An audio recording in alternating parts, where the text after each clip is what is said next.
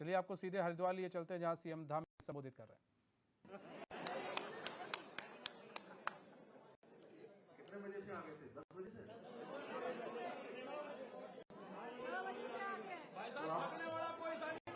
चौधरी जी, आप सबको बता दो, इंतजार खत्म हो गया होगा, मैं आपको बता हूँ।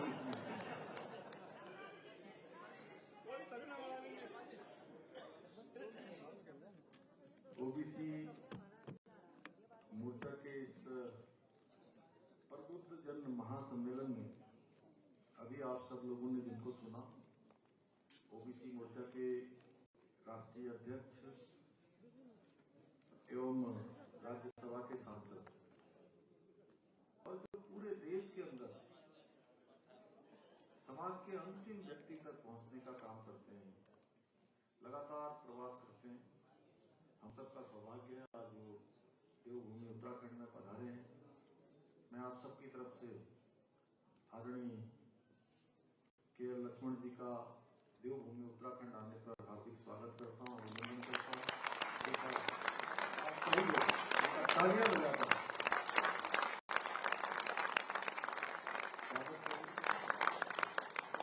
हमारे मैं कहूँ साथी, मित्र, भाई, और वह भी आज उनके हम सब लोगों ने यहाँ पर सम्मान किया और कल से ही वह उत्तराखंड की धरती पर हैं, देवभूमि पर हैं और पूरे भारत के अंदर सहकारिता राज्य मंत्री के नाते भारत सरकार के सभी कार्यक्रमों को आगे बढ़ाने का काम करते हैं। आदरणीय बी.एल. वर्मा जी, हमारे ओबीसी मोर्चा के प्रदेश अध्यक्ष, जिनके नेतृत्व में लगातार ओबीसी मोर्चा सतत रूप से आगे बढ़ रहा है। आदरणीय राकेश गिरी जी, हमारे राज्यसभा के सांसद और प्रदेश की उपाध्यक्ष बहन कल्पना सैनी जी, पूर्व में मंत्री, हरिद्वार क्षेत्र के ग्रामीण क्षेत्र से पूर्व विधायक आदरणीय स्वामी यतीश्वरानंद जी, हमारे रुड़की क्षेत्र के लोकप्रिय विधायक भाई प्रतीक बत्रा जी, जिला पंचायत के सदस्य अध्यक्ष भाई किरण चौधरी जी। अब मैं इधर को देखते तो हमारे ओबीसी मोर्चा के प्रदेश के प्रभारी और प्रदेश महामंत्री आदरणीय आदित्य कोठारी जी, रानीपुर क्षेत्र के लोकप्रिय विधायक आदरणीय आदेश चौहान जी, हमारे काशीपुर की मेयर बहन उषा चौधरी जी,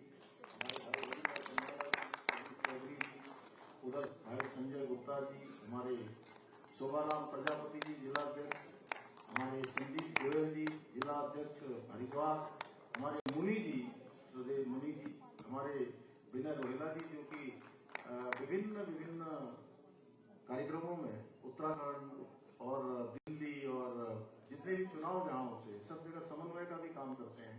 रोहिला जी, हमारे मनोज गर्ग जी, और पीछे बैठे हुए हमारे शामली जी से लेकर, अब मैं सबका नाम लूँ तो बड़ा लंबा हो जाएगा। जयपाल भाई आप इतने में रोक देता हूँ, है ना। हमारे चुनावत वाले भी, लोहाघाट वाले गोविंद वर्मा जी भी बैठे हैं और सामने बहुत बड़ी संख्या में पूरे प्रदेश से, देश से पधारे हुए इतनी विशाल संख्या में मौजूद आप सभी भाई बहनों का मैं अपनी तरफ से यहाँ मां गंगा के तट हरिद्वार पर पधारने पर आपका सबका स्वागत करता हूँ, अभिनंदन करता हूँ।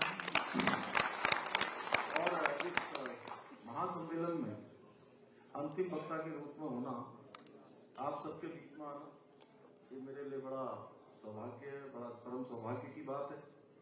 भाइयों बहनों, आदरणीय प्रधानमंत्री जी ने, अभी आदरणीय लक्ष्मण जी ने और आदरणीय वर्मा जी ने और पूर्व वक्ताओं ने बहुत विस्तार से सारी बातें यहाँ तक करी हैं। मैं आपसे कहना चाहता हूं कि जब प्रधानमंत्री मोदी जी ने शपथ ली थी तो उन्होंने कहा था कि पहले की सरकारें कोई अल्पसंख्यकों को समर्पित थी, कोई जो समाज के जो क्रीम थी उनको समर्पित थी, ऐसे लोगों को समर्पित थी जो पहले से ही बहुत आगे थे। लेकिन आदरणीय प्रधानमंत्री जी ने कहा कि उनकी सरकार गरीबों व पिछड़ों को समर्पित है। यह उनके अपने अधिकृत कार्यकाल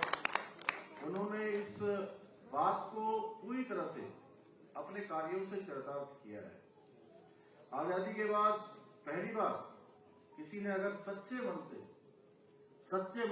अच्छे मन से अगर ओबीसी समाज के उत्थान का कार्य किया है तो कोई और नहीं है, वो भारत माता की लाल हमारे देश के यशस्वी प्रधानमंत्री नरेंद्र मोदी जी ने।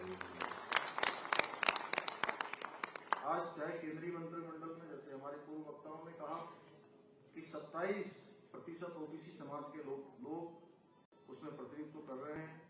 ओबीसी आयोग को, जिसके बारे में आदरणीय लक्ष्मण जी ने बहुत विस्तार से कहा कि ओबीसी आयोग को जिस संवैधानिक दर्जा दिया गया हो, या फिर आज केंद्रीय विद्यालय को लेकर जिसके बारे में लक्ष्मण जी ने यहां से बताया, या नीट परीक्षा में ओबीसी समाज को 27% आरक्षण देने का काम हो। आदरणीय प्रधानमंत्री जी ने अपने प्रत्येक फैसले में अगर किसी को सर्वाधिक महत्व देने का काम किया है तो वो समाज कोई दूसरा समाज नहीं है, वो हमारा पिछड़ा समाज ओबीसी समाज है। भाइयों बहनों, मोदी जी आज जिस समर्पण के साथ देश सेवा का काम कर रहे हैं, हम लोगों से किसी प्रकार से वो छिपा नहीं है। उन्हीं की प्रेरणा से उत्तराखंड की सरकार भी लगातार उनके कामों को आगे बढ़ा रही है, गरीब उत्थान के लिए काम कर रही है, गरीब कल्याण के लिए काम कर रही है। आज चाहे जनधन योजना हो, आवास योजना हो, आयुष्मान भारत योजना हो, उज्ज्वला योजना हो, या किसान सम्मान निधि हो, या फिर 80 करोड़ लोगों को गरीब कल्याण अन्न योजना के अंतर्गत राशन देने का काम हो, मोदी सरकार ने हर योजना को गरीबों और पिछड़ों को समर्पित किया है। आदरणीय प्रधानमंत्री जी की कल्पना है कि ओबीसी समाज राष्ट्र की मुख्य धारा में शीर्ष पर स्थापित हो, उसके लिए उनकी सरकार लगातार काम कर रही है। ये मोदी जी की नेतृत्व क्षमता का ही कमाल है। जब पूरी दुनिया के देश पूरी तरह से लड़खड़ा गए, अव्यवस्थित हो गए, उनकी अर्थव्यवस्थाएं चरमरा गई, वहीं दुनिया का इतना बड़ा देश जहां उसने सबको वैक्सीन देने का काम किया, जहां सबको मुफ्त में अनाज देने का काम किया, और अपने साथ साथ दुनिया के दूसरे देशों को भी कठिन समय में, कोरोना महामारी के समय में कोरोना की वैक्सीन देने का काम किया, और उसके बावजूद भी जहां दुनिया की अर्थव्यवस्थाएं गड़बड़ा रही हैं, बड़े बड़े देश पिछड़ रहे हैं, वहीं हमारा देश आज दुनिया की 5वें नंबर की अर्थव्यवस्था बन गया है। देश में इंफ्रास्ट्रक्चर हो, डिजिटल इंडिया का विश्व स्तरीय जो कार्य हो रहा है, देश में निवेश लाने के लिए हाईवे हो या एयरपोर्ट हो या पोर्टों की संख्या 2014 के मुकाबले, अब हम 2014 से कुछ चीजों का जो है, अगर दोनों के बीच में अगर अंतर निकालेंगे तो हमको साफ दिखाई देगा कि 2014 के मुकाबले आज हर चीज दुगुना, तिगुना और 10 गुना, 20 गुना, 50 गुना की जो है सीधे सीधे वृद्धि हुई है। एक और जहां भाजपा की डबल इंजन सरकार प्रदेश के विकास को आगे बढ़ाने के लिए काम कर रही है, वहीं हमारे जो विपक्ष की पार्टियां हैं वो हमारे प्रदेश के लोगों को, छात्रों को लगातार बरगलाने का भी काम कर रही है। मैं आज इस मंच से विपक्ष के लोगों को स्पष्ट रूप से कह देना चाहता हूं कि कितना भी जोर लगा लो, कितना भी भरमाने का काम कर लो, कोई भी प्रोपेगेंडा कर लो, लेकिन ओबीसी समाज हमेशा एकजुट होकर भाजपा के साथ कंधे से कंधा मिलाकर खड़ा रहेगा। भाइयों बहनों, आदरणीय प्रधानमंत्री मोदी जी का मंत्र है सबका साथ, सबका विकास, सबका विश्वास और सबका प्रयास। इसको लेकर हम निरंतर कार्य कर रहे हैं, लगातार आगे बढ़ रहे हैं। हमारी पार्टी जानती है कि विकास में सभी की भागीदारी होनी चाहिए और सभी की उसमें हिस्सेदारी होनी चाहिए, सभी का उसमें सहयोग होना चाहिए, सभी का समर्थन होना चाहिए। यह आवश्यक है कि हम सभी को अपनी जो क्षमता है उस क्षमता के अनुरूप योगदान करने का मौका मिले, चाहे वो पिछड़े समाज का हो या दलित समाज का हो, आदिवासी समाज का हो या स्वर्ण समाज का हो, क्योंकि हमारा मानना है सबका विकास होना चाहिए कि नहीं होना चाहिए? इसलिए तो प्रधानमंत्री जी ने कहा है सबका साथ, सबका विकास, सबका विश्वास और सबका प्रयास भी होना चाहिए। आप लोग बताइए ना, जोर से बताइए, होना चाहिए कि नहीं होना चाहिए? आप सभी जानते हैं कि विपक्ष ने हमेशा हर वर्ग को केवल और केवल वोट बैंक समझने का घिनौना कार्य किया है। और देश के अंदर जिन लोगों ने 55 सालों तक, 60 सालों तक जिस पार्टी ने काम किया है, उस पार्टी ने हमेशा देश के साथ समझौतों पर समझौते किए, देश को हमेशा बांटने का काम किया है। और भाइयों बहनों, पिछड़ा वर्ग पिछले 70 सालों से अपने हक हकूक के लिए लड़ता रहा। 1955 में कालेलकर कमीशन ने अपनी एक सिफारिश में कहा कि ओबीसी कमीशन को संवैधानिक मान्यता दी जाए। तब से न जाने कितनी कांग्रेस की सरकार है, एक के बाद एक सरकार आई। तत्कालीन प्रधानमंत्री जवाहरलाल नेहरू जी ने शासन किया, इंदिरा जी ने शासन किया, और राहुल बाबा के पिताजी राजीव गांधी जी ने शासन किया। उसके बाद उनकी माताजी ने शासन किया, सोनिया गांधी जी ने। और पिछड़ी जाति को न्याय नहीं मिल पाया। न्याय मिला तो किसके समय में मिला भाई? अरे जोर से बोलिए। नरेंद्र मोदी जिंदाबाद, जिंदाबाद जिंदाबाद नरेंद्र मोदी जिंदाबाद, जिंदाबाद जिंदाबाद गांधी जिंदाबाद, जिंदाबाद जिंदाबाद गांधी जिंदाबाद, जिंदाबाद जिंदाबाद। आप ही बताइए, क्या जो पिछड़ा वर्ग मांग कर रहा था, उसे अगर ये सरकारें चाहती, जवाहरलाल नेहरू जी की सरकार, इंदिरा गांधी की सरकार, राजीव गांधी जी की सरकार, सोनिया गांधी की सरकार, क्या पूरा नहीं कर सकती थी? कर सकती है। नहीं किया भाइयों बहनों, क्योंकि इनके अंदर इच्छा शक्ति नहीं थी। और इस कमी को पूरा करने का काम आदरणीय मोदी जी के नेतृत्व में बीजेपी की सरकार ने पूरा किया। आज हर गरीब के घर में उज्ज्वला गैस पहुंच रही है, और इस उज्ज्वला गैस में हम लोगों ने कुछ एडिशन किया है। भाई साहब, आपने केंद्र से 12 करोड़ लोगों को, 11 करोड़ बहनों को उनके घरों में गैस के सिलेंडर पहुंचा दिए, दे दिए। मोदी जी की कृपा से सबको मिल गए।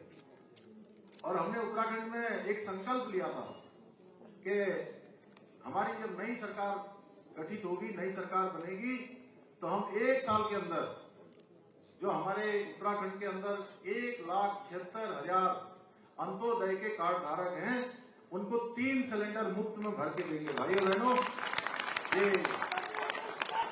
जिंदाबाद जिंदाबाद जिंदाबाद जिंदाबाद। हमने ये योजना लागू कर दी है।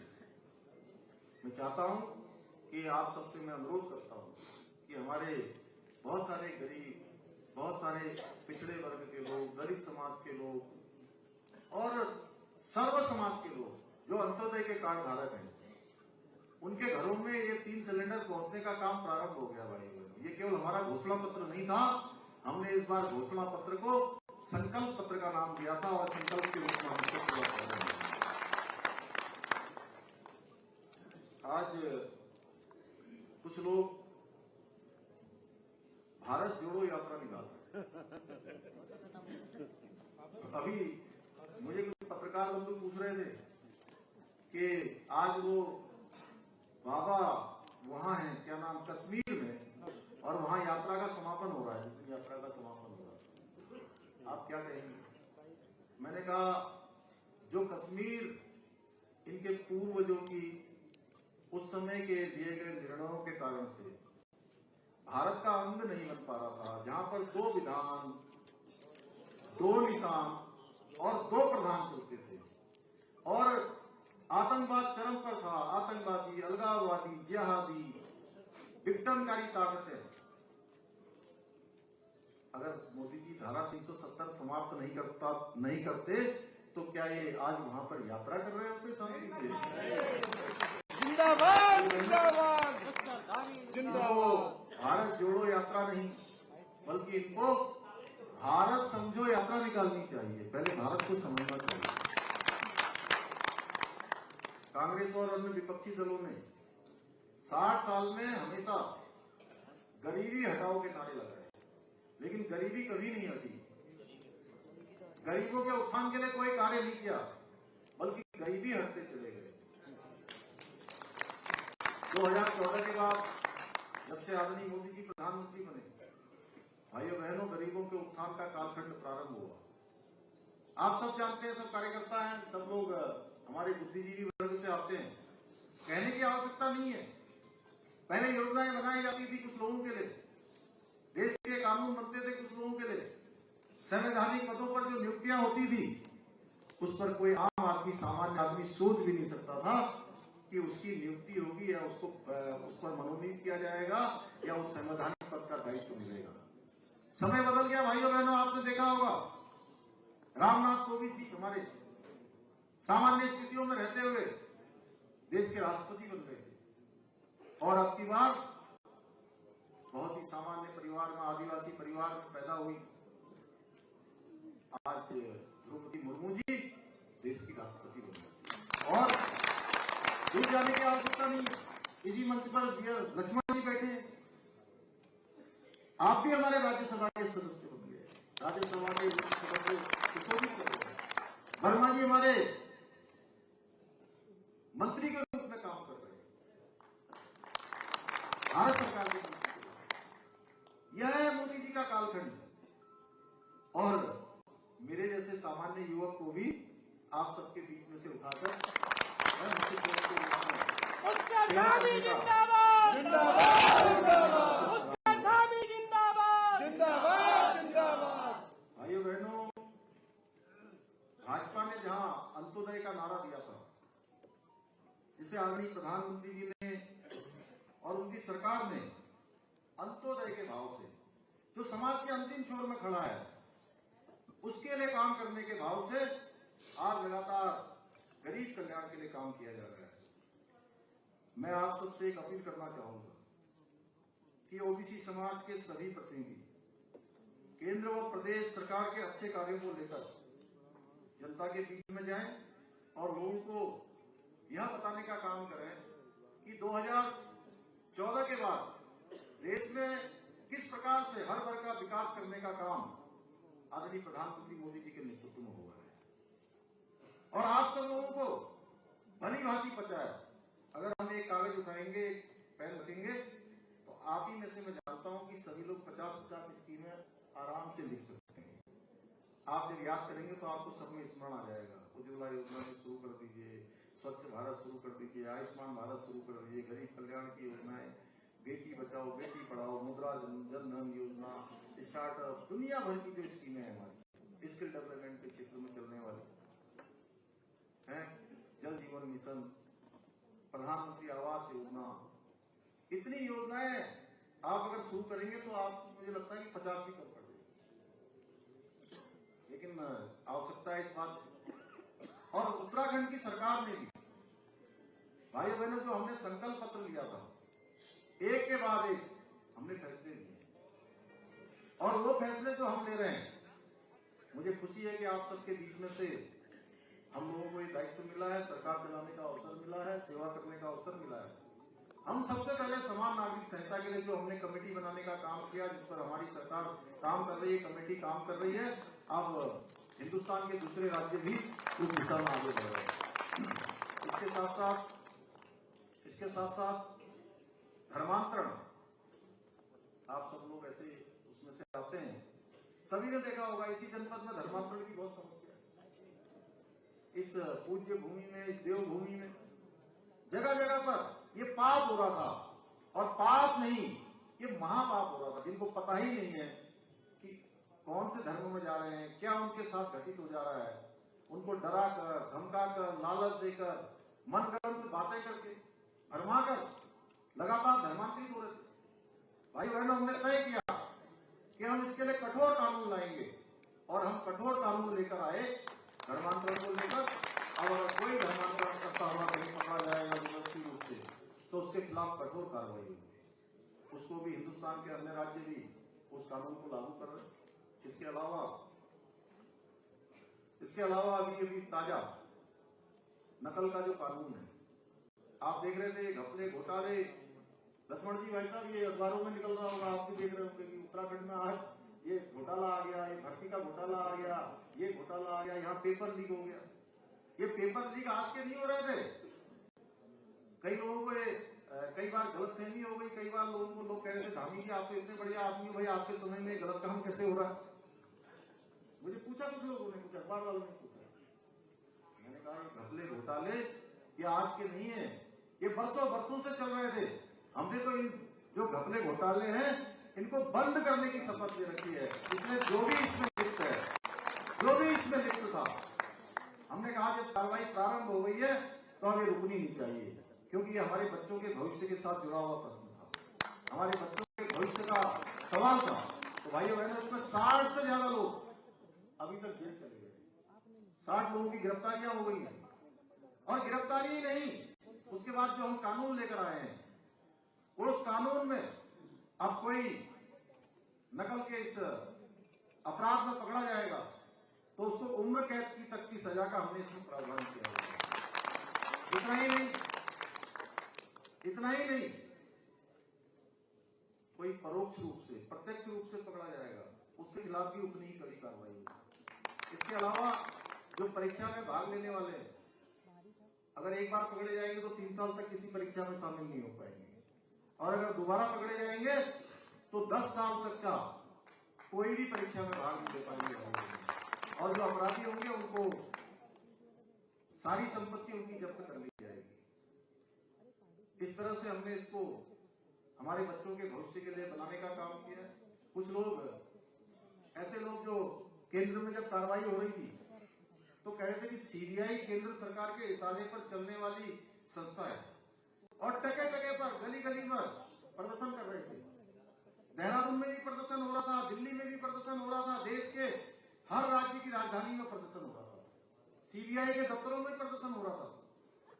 जब कांग्रेस पार्टी के और राहुल गांधी और सोनिया गांधी और उनके जमाने से चलने वाले नेशनल हेराल्ड पर कार्रवाई हो रही थी, अब कहने लगे उत्तराखंड में कि सीबीआई की जांच करवाई।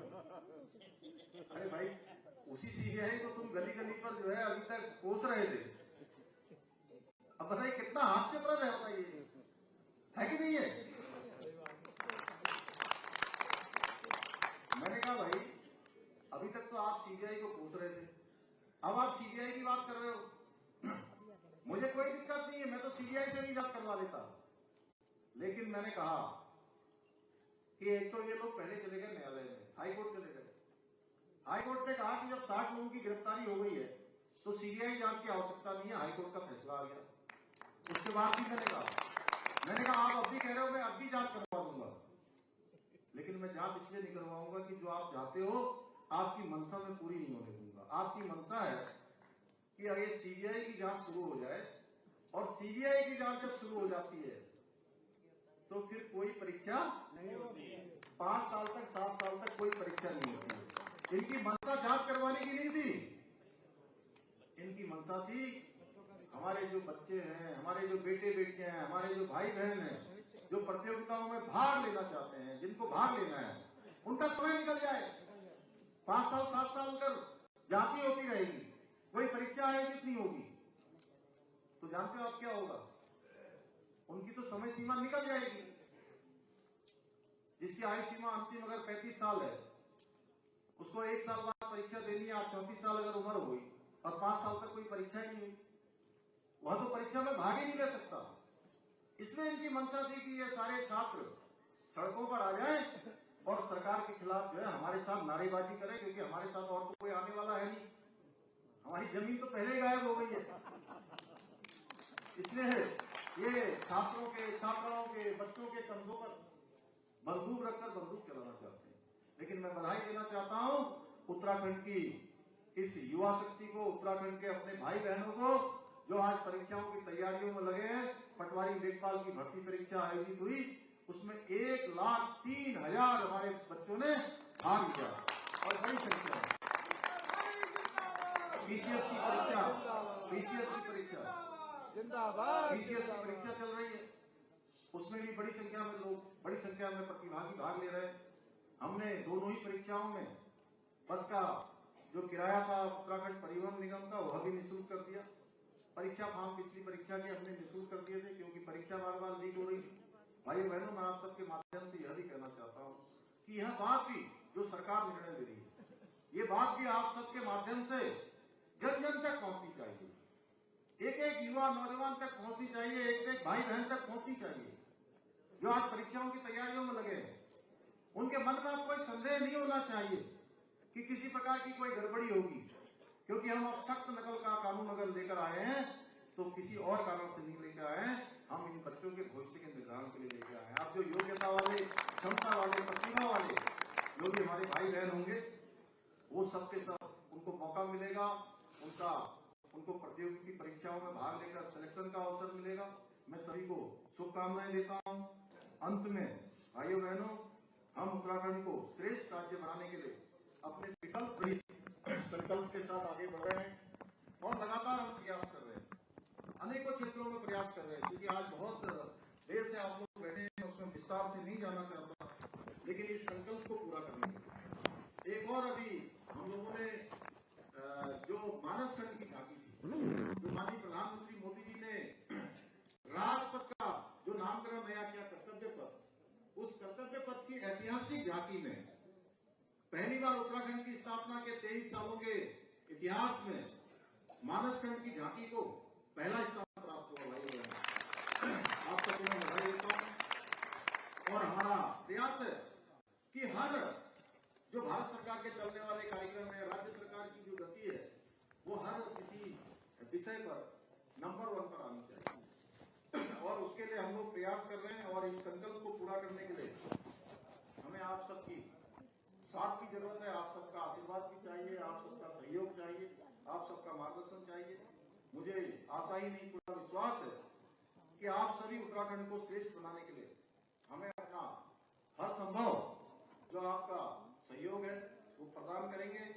मैं एक बात पुनः इस महासम्मेलन में आप सबके आने के लिए और इसके सफल आयोजन के लिए मैं राकेश जी की और उनकी पूरी टीम को, जो समय समय पर ओबीसी मोर्चा विभिन्न कार्यक्रमों के माध्यम से आम जन में जाने का काम कर रहा है, निकट भविष्य में भी और गति से और ज्यादा कार्यक्रमों के साथ इसी प्रकार से अपना काम आगे बढ़ाते रहेंगे। मैं आप सबको